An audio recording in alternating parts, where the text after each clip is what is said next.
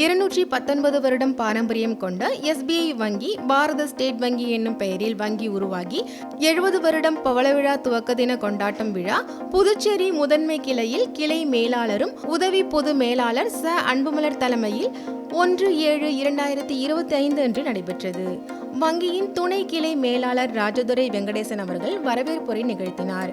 சிறப்பு அழைப்பாளராக பத்மஸ்ரீ விருது பெற்ற மருத்துவர் நளினி பார்த்தசாரதி அவர்கள் மற்றும் மகளிர் மற்றும் குழந்தைகள் நலத்துறை இயக்குனர் திருமதி முத்துமீனா அவர்கள், தாகூர் கல்லூரி முன்னாள் முதல்வர் கலைமாமணி முனைவர் நா இளங்கோவன் அவர்கள், புதுச்சேரி அரசு ஓய்வூதியர் சங்கம் நிறுவனர் கே தாமோதரன் அவர்கள், SBI ஓய்வு பெற்ற உதவி பொது மேலாளர் கவிச்சுடர் பா குமரவேலு ஆகியோர் கலந்து கொண்டு குத்துவிளக்கு ஏற்றி ஸ்டேட் வங்கியின் சேவைகள் குறித்தும் முதன்மை கிளை ஊழியர்கள் சிறப்பான சேவை வழங்கி வருவதாகவும் பெருமிதம் தெரிவித்து உரையாற்றினார். புதுச்சேரி வில்லியனூர் அருள்மிகு மாரியம்மன் தேவஸ்தானம் ஸ்ரீ தர்மராசா உடனுரை ஸ்ரீ திரௌபதி அம்மன் ஆலய நூதன மகா கும்பாபிஷேகம் 2/7/2025 அன்று நடைபெற்றது.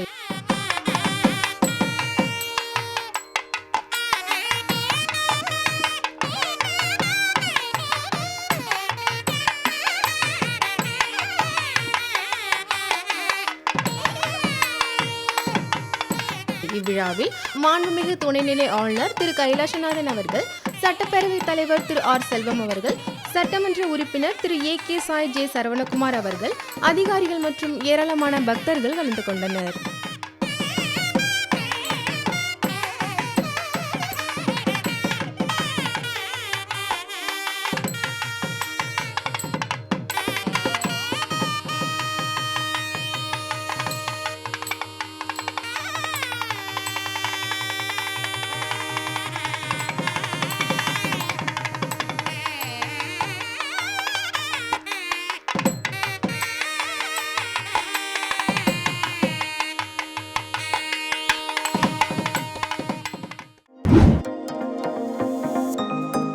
நிதி சேவைகள் துறை, நிதி அமைச்சகம் இந்திய அரசின் உத்தரவின்படி 3 மாத நிதி ஒளிச்சேர்க்கை முகாம் 1/7/2025 முதல் 30/9/2025 வரை புதுச்சேரி மண்டலத்தின் அனைத்து கிராம பஞ்சாயத்திலும் நடைபெறுகிறது. இந்த முகாமின் நோக்கம் முக்கியமான சமூக பாதுகாப்பு மற்றும் நிதி ஒளிச்சேர்க்கை திட்டங்களை உரிமையாளர்களுக்கு நேரடி மற்றும் பரவலான அணுகலை உறுதி செய்யவே ஆகும். புதுச்சேரி மாவட்டத்தில் இந்த பணி முகாமின் துவக்க விழா 4/7/2025 அன்று பெருந்தலைவர் காமராஜர் திருமண மண்டபம் அரியாங்குப்பம் மணவெளி கிராம பஞ்சாயத்துக்காக நடைபெற்றது. இந்நிகழ்ச்சியில் சட்டமன்ற உறுப்பினர் ஆர் பாஸ்கர் அவர்கள் சிறப்பு விருந்தினராக கலந்து கொண்டார். நிதித்துறையில் உதவி ஆட்சியாளர் இஷிதா ரதி IAS அவர்கள் மற்றும் இந்திய வங்கியின் துணை பொது மேலாளர் வெங்கட சுப்பிரமணியம் அவர்கள், IOB கிளையில் மூத்த பிராந்திய மேலாளர் ரவிசங்கர் ஷாகு அவர்கள் மற்றும் ஏராளமான மக்கள் மற்றும் பயனாளர்கள் கலந்து கொண்டனர். உங்கள் அனைவரையும் SLBCயின் சார்பாக உங்களை வருக வருக என்று வரவேற்கின்றோம். இந்த திட்டமானது 3 மாத காலம் நடைபெற உள்ளது. இதன் அர்த்தம் என்ன அப்படின்னு பார்த்தீங்கன்னா, இந்த ஸ்கீமில் வந்து ஃபைனான்சியல் இன்க்ளூஷனில் ஒரு 4 ப்ராடக்ட் வந்து ஒவ்வொருத்தருக்கும் ஒவ்வொரு குடும்பத்தில் உள்ள ஒவ்வொரு உறுப்பினருக்கும் இந்த பயன் சென்றடைய வேண்டும் என்பதுதான் நமது மதிப்பிற்குரிய மாண்புமிகு பாரத பிரதமர் மோடி ஐயா அவர்களின் கனவாகும். இதில் முதல் திட்டமானது PMJDY, அதாவது ஒவ்வொருவருக்கும் ஒரு சிறிய அளவிலான சேமிப்பு கணக்கு இருக்க வேண்டும். தங்களால் இயன்ற அளவான சேமிப்புகளை அந்த கணக்கில் வைத்து அவர்கள் பணப்பரிமாற்றம் செய்ய வேண்டும். மற்றும் கேஷ் இல்லாத, பணமாக இல்லாத பரிவர்த்தனைகளில் ஒவ்வொரு குடிமகனும் தங்களை தயார்படுத்திக் கொள்ள வேண்டும் என்பதன் நோக்கமாக துவங்கப்பட்ட இந்த PMJDY திட்டமானது இன்றைக்கு மிக நன்முறையில் செயல்படுத்தப்பட்டு வருகின்றது. நமது UT புதுச்சேரியானது கடந்த 6 ஆண்டுகளுக்கு முன்பாகவே தன்னிறைவு பெற்றதாக அறிவிக்கப்பட்ட போதிலும் புதிதாக மக்கள் தொகையில் 18 வயது நிரம்பியவர்கள் இங்கு வருவதன் காரணமாகவும் புதிய மக்கள் தொகை அடிஷனாக வரதுனாலையும் இந்த கணக்கினை தொடர்ந்து ஓப்பன் பண்ணுறதுக்கு ஒவ்வொருத்தரையும் முன்முயற்சி எடுத்து வருகின்றாங்க. அதன் ஒரு பங்காகத்தான் இன்றைய தினம் இந்த விழா நடைபெறுகிறது. இரண்டாவது திட்டமானது ஜீவன் ஜோதி பீமா யோஜனா, அதாவது 2 லட்சம் வரைக்கும் உங்களுக்கு ஆயுள் காப்பீடு வழங்குவதற்கு ஒரு நாளைக்கு ஒரு அமௌண்ட் வந்து 436 ரூபாய்க்கு உங்களுக்கு ஒரு வருடத்திற்கான பிரீமியம் தொகையில் உங்களுக்கு 2 லட்சம் ரூபாய்க்கான ஆயுள் காப்பீடு வழங்குவதற்கு LICயுடன் இணைந்து இந்த திட்டம் அறிமுகப்படுத்தப்பட்டுள்ளது. 436 ரூபான்னு பார்த்தீங்கன்னா வெறும் ₹1.50 கூட இருக்காது. உங்களுடைய ஒரு நாளைய செலவு. நம்ம ஒரு நாளைக்கு ஒரு டீ குடிக்கிறோன்னா கூட எவ்வளோ செலவு பண்ணுறோம்? ஒரு 25 ரூபா ஒரு டீ குடித்தாலே செலவாகுது. ஆனால் நம்ம உங்களுடைய ஆயுள் காப்பீட்டுக்காக ₹1.50 செலவு பண்ண சொல்கிறோம். இதன் பயன் வந்து இன்றைய தினத்தில் நம்மிடையே அந்த ஆயுள் காப்பீட்டு மூலமாக இறந்தவர்களின் குடும்பத்திற்கு சென்று சேரக்கூடிய பணத்தின் மதிப்பு வந்து அந்த காலத்தில் செய்த உதவி போல இந்த முக்கியமான தருணத்தில் அவங்களுக்கு ஒரு 2 லட்சம் ரூபாய் கிடைக்கிறதுனா அது ஒரு பெரிய விஷயமா இருக்கும். ஏன்னா இன்றைய தினத்தில் அந்த நம்மளுடைய நாட்டில் நம்ம பொருளாதாரத்தில் பின்தங்கிய மக்களுக்கு அந்த 2 லட்சம் ரூபாங்கிறது வந்து ரொம்ப ரொம்ப பெரிய ஒரு ஹெல்ப்புக்கு உள்ள ஒரு தொகையாகும். ஸோ அந்த மாதிரியான ஒரு திட்டத்தை நமது மதிப்புக்குரிய பாரத பிரதமர் அவர்கள் முன்னெடுத்திருக்கிறாங்க.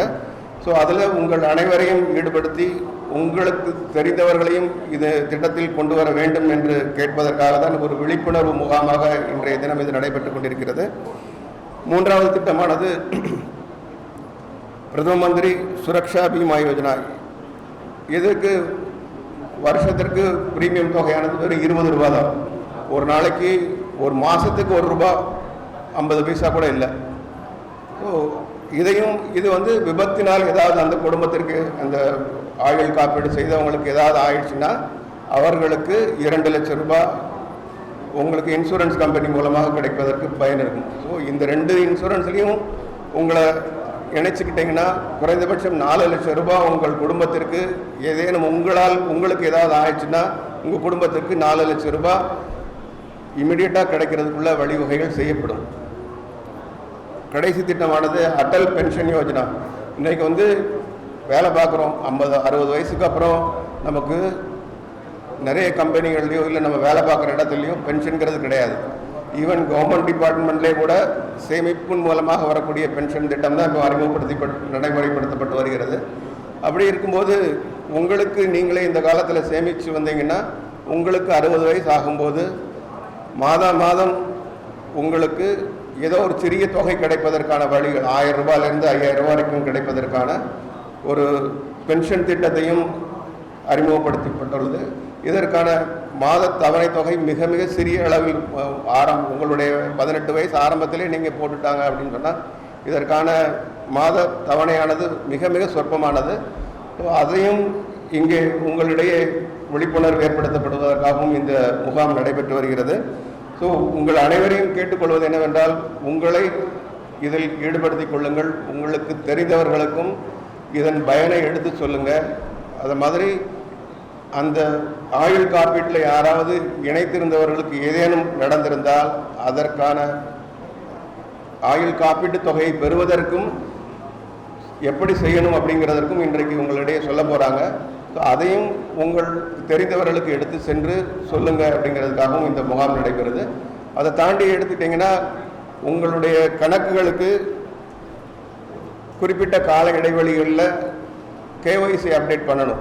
உங்களுக்கு நீங்கள் அந்த அட்ரஸ் கணக்கு எல்லாருமே இன்றைக்கு தேதியில் இருக்கிறீங்கன்னா உங்கள் கணக்குக்கு KYC ப்ராப்பராக அப்டேட் பண்ணலைன்னா உங்களுக்கு சரியான முறையில் உங்களுடைய ஃபோன் நம்பரோ அல்லது புதிதாக மாற்றப்பட்ட முகவரியோ வங்கிகளில் அப்டேட் பண்ணாமல் இருந்திருந்தால் உங்களுக்கு தகவல்கள் சரியாக சென்று சேராது. அதை சரி செய்வதற்காக குறிப்பிட்ட கால இடைவெளிக்கு ஒருக்க உங்களுடைய கணக்குகளில் உங்கள் KYC அப்டேட் பண்ணணும் அப்படிங்கிறதுக்காகவும் ஒரு விழிப்புணர்வு இங்கே நடக்குது. அதுபோக இன்றைய தினத்தில் நிறைய பேங்க்கில் வந்து உங்கள் போட்ட பணத்தை வந்து எடுத்து செல்வதற்கு, ஏன்னா முன்னாடிலாம் வழிப்பறிங்கிறது பாக்கெட்டில் இருக்கிற பணத்தை எடுத்துகிட்டு போனாங்க. இப்போது உங்கள் கணக்கில் இருந்தே உங்களுக்கு நீங்கள் தவறி போய் தகவல்களை வேறு ஆட்களுக்கு தவறாக கொடுத்துட்டிங்கன்னா உங்களுடைய பணம் பறிபோவதற்கான வாய்ப்புகள் ஆகும். அப்படிங்கிறதுக்காக அதை எப்படிலாம் தடுக்கலாம் அப்படிங்கிறதுக்காகவும் இன்றைய தினத்தில் விழிப்புணர்வு முகாம் நடைபெறுகிறது.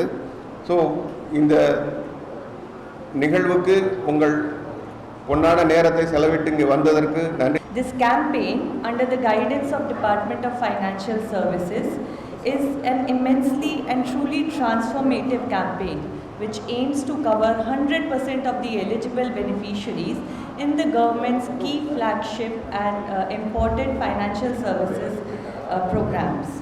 It is not just a campaign, but it is a mission to ensure that all the families and all the household and all the villages and all the individuals are able to access all the basic financial services. The four flagship services which are being focused on are Jan Dhan Yojana, Jeevan Jyoti Bima Yojana, Suraksha Bima Yojana and Atal Pension Yojana.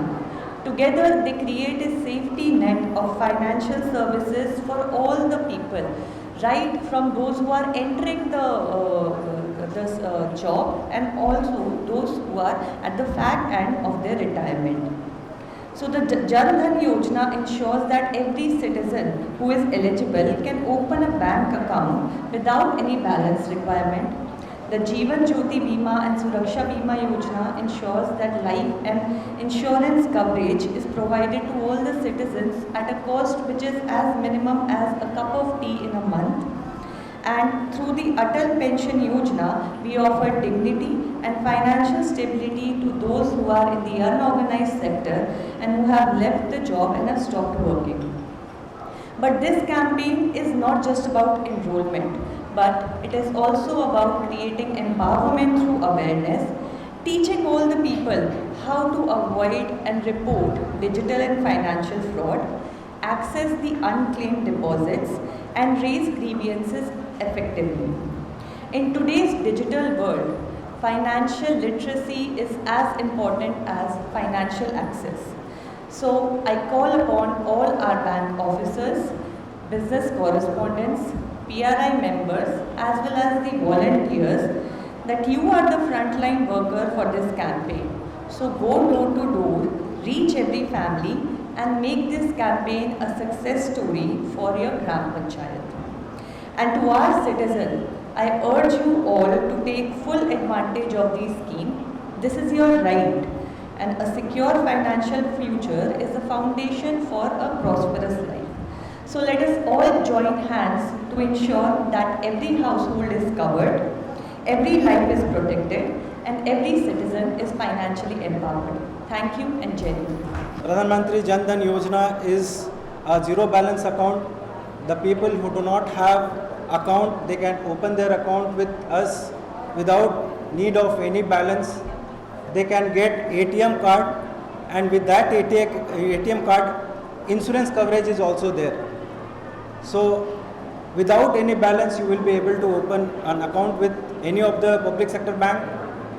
Secondly, this campaign is for Pradhan Mantri Jeevan Jyoti Bima Yojana and Pradhan Mantri Suraksha Bima Yojana. This is two insurance scheme which is facilitated by all the banks for ensuring the life of our individuals, and one Atal Pension Yojana is also there, where after a certain age you all will be getting pension from 1,000 rupees to 5,000 rupees. So these are some wonderful scheme which is facilitated by Government of India, and this particular opportunity you should also utilize to do the re-KYC of yours, because after a certain point of time the account becomes inactive and transactions are not allowed. So in this campaign you should utilize this opportunity to again revive your account whichever has been opened in our banks. So I am grateful to Government of India for running such kind of campaign and providing opportunity to all our bankers to serve our citizen. Utilize this opportunity for getting all the banking financial services. Thank you very much. எந்த நேரத்தில் நமக்கு ஒரு விபத்தோ இல்லை நமக்கு நம்முடைய உடல்நிலை சரியில்லாம போகிறதுக்கு நிறைய வாய்ப்புகள் இருக்குது. அதுக்கு உடனடியாக நமக்கு பணம்லாம் நாம் இன்னைக்கு இருக்கக்கூடிய காலகட்டத்தில் அதுக்கான போதிய நிதி ஆதாரம் நம்மக்கிட்ட இருக்கிறதுக்கான வாய்ப்பு கம்மி. இது போல் நாம் ஒரு காப்பீடு நம்மளுக்கு பண்ணி வச்சுனோம்னாக்கா நமக்கு படிக்கிறதுலேருந்து நம்ம பிள்ளைகளுக்கு படிக்கிறதுக்கு இருந்து கூட இன்னைக்கு படிக்கிறது நம்மளுடைய உயிரை காக்கிறதுக்கு இப்படி பல காப்பீடு திட்டங்கள்லாம் வந்து வங்கி சேவை மூலமாக நமக்கு கிடைக்கிறது. அதை நீங்கள் வந்து சரியான முறையில் வந்து நீங்கள் பயன்படுத்திக்கணும். அது மட்டும் இல்லை, நான் வந்து நம்முடைய வங்கி மேலாளர் அனைத்து வங்கி மேலாளர் சொல்லிக்கொள்ளுனாக்கா, இன்னைக்கு வந்து பொருளாதாரத்தில் வந்து பெண்கள் வந்து இன்னைக்கு வந்து அந்த சுய குழுவாக வந்து இன்னைக்கு சிறப்பாக இன்னைக்கு செயல்பட்டுக்கிறாங்க. அவங்களுக்கு வந்து போதிய நிதி ஆதாரம் நமக்கு வந்து அரசு வந்து இந்த சுழல் நிதியெல்லாம் வந்து அப்பப்போ தான் கொடுக்குறாங்க.